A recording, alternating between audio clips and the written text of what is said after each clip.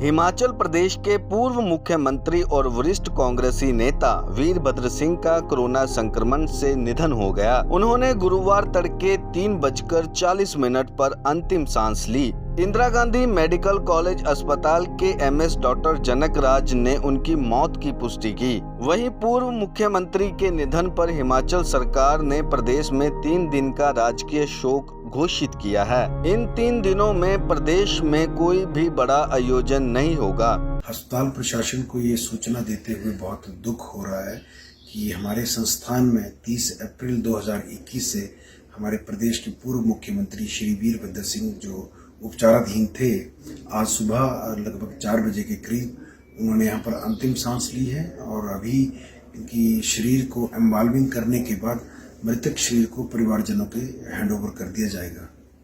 क्या है 2 बार Covid positive होने की इनकी पुष्टि हुई थी और उसके बाद इनको सीवियर निमोनिया हुआ और हालांकि कोविड से ये रिकवर हो चुके हैं, बट जो गंभीर बीमारियां और उम्र के सारी जो समस्याएं थी उसके चलते वह बीमारी से बाहर आने में कामयाब नहीं हो पाए और हम लोगों को बहुत दुख हो रहा है इस बात का कि हम उनकी जान बचाने में कामयाब नहीं हो पाए। पिछले 2 दिनों से उनको वेंटिलेटर पर रखा गया था। लगातार इनके स्वास्थ्य में गिरावट दर्ज की गई, जिसके चलते इनको वेंटिलेटर पर शिफ्ट किया गया।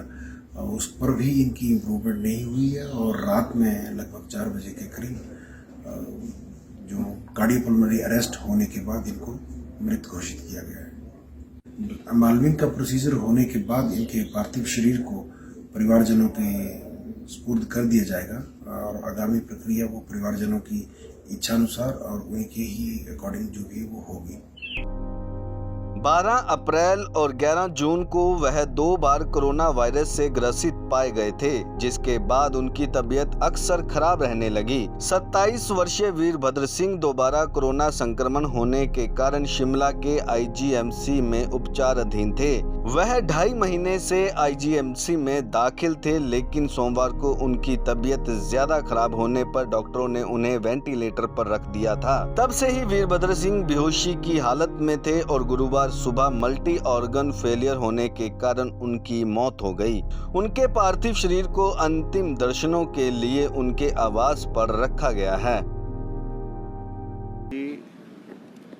एक इंसान के रूप में और एक नेता के रूप में पूरे हिमाचल प्रदेश में और हिमाचल के साथ साथ मैं कह सकता हूँ केंद्र की राजनीति में भी रहे तो उस वक्त अपनी पहचान बनाने में जो है वो सफल रहे हैं और लंबे समय तक प्रदेश का नेतृत्व 6 बार अलग अलग समय में जो है वो बतौर मुख्यमंत्री हिमाचल प्रदेश में रहे और उसके पश्चात केंद्र में मंत्री रहे।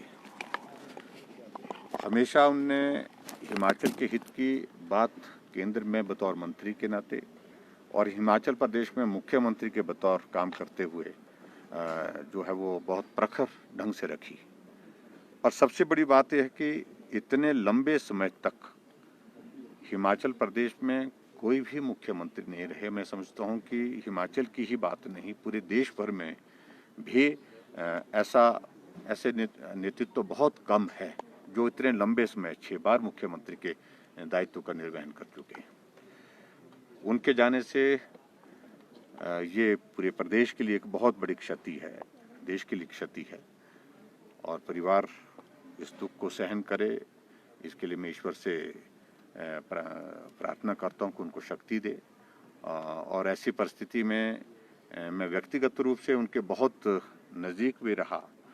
वैचारिक दृष्टि से हम आपस में सत्ता और विपक्ष के 2 हिस्से रहते थे और ऐसी परिस्थिति में भी बहुत बार हमने उनको देखा विधानसभा के अंदर, जब ऐसी गर्मा गर्मी भी हो जाती थी, उसके बाद माहौल को शांत करने में भी अपनी एक बहुत महत्वपूर्ण भूमिका निभाते थे। प्रदेश के विकास में उनका एक बहुत बड़ा योगदान है और उसके साथ साथ में मजबूत नेतृत्व के रूप में उनको जाना जाता है। विपरीत परिस्थितियों में भी मजबूती के साथ उसका सामना करना, क्योंकि राजनीतिक जीवन में एक नहीं अनेक ऐसे अवसर आते हैं जिस में आदमी कई बार विचलित भी हो जाता है, लेकिन फिर भी उसके बावजूद, ऐसे दौर आने के बावजूद भी उन्होंने मजबूती के साथ जो है सब्र संयम को जो है वो कायम रखा। हिमाचल प्रदेश की राजनीति में कांग्रेस पार्टी में मैं समझता हूं कि उनका एक बहुत बड़ा कद था और कद के साथ साथ में बहुत बड़ा नेतृत्व उन्हें अपने हाथों से खड़ा किया है और जो नेतृत्व आगे बढ़ करके जो है सफल हुआ है राजनीतिक जीवन में, वो भी एक उनका कंट्रीब्यूशन रहा है। और बतौर मुख्यमंत्री हिमाचल प्रदेश में हमने उनको काम करते देखा। पिछले लगभग 24 वर्षों से मैं भी हिमाचल प्रदेश की विधानसभा के अंदर उनको काम करते हमने देखा। तो एक नहीं अनेक इस प्रकार के उदाहरण हम कह सकते हैं कि संतुलन नहीं खोना और अपनी बात को जहां कहना है वहां कहना ही है।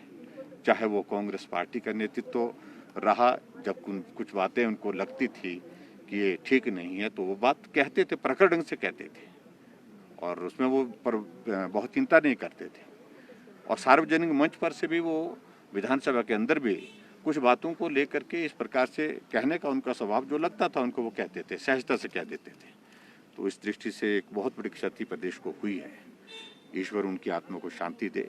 और हिमाचल में जो उनका एक जो योगदान, कि आप कार्यक्रम में नहीं चल रहे हैं, मैंने कहा जी कार्यक्रम में आपकी पार्टी ने कुछ और तरह से आयोजन किया है तो इसलिए मुझे जाना चाहिए, नहीं जाना चाहिए। तो नहीं, आप विधायक और हाथ से पकड़ करके गाड़ी में डाल दिए और वहाँ गाड़ी में बैठने के बाद फिर ले गए।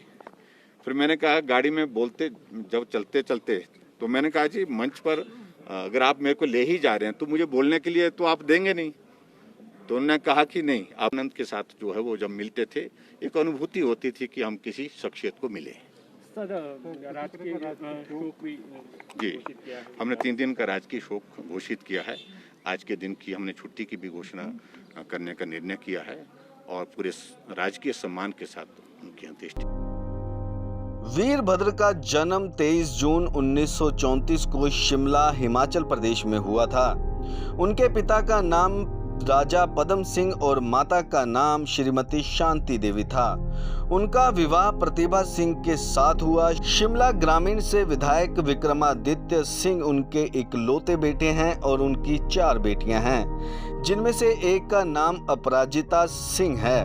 वीरभद्र सिंह ने स्नातकोत्तर तक की शिक्षा प्राप्त की है। पूर्व मुख्यमंत्री वीरभद्र सिंह की बात की जाए तो वह 9 बार विधायक और 5 बार सांसद रह चुके हैं। वीरभद्र सिंह 8 अप्रैल 1983 से 5 मार्च 1990 तक, 3 दिसंबर 1993 से 24 मार्च 1998 तक, 6 मार्च 2003 से 30 दिसंबर 2007 तक, 25 दिसंबर 2012 से 27 दिसंबर 2017 तक मुख्यमंत्री पद पर रह चुके हैं।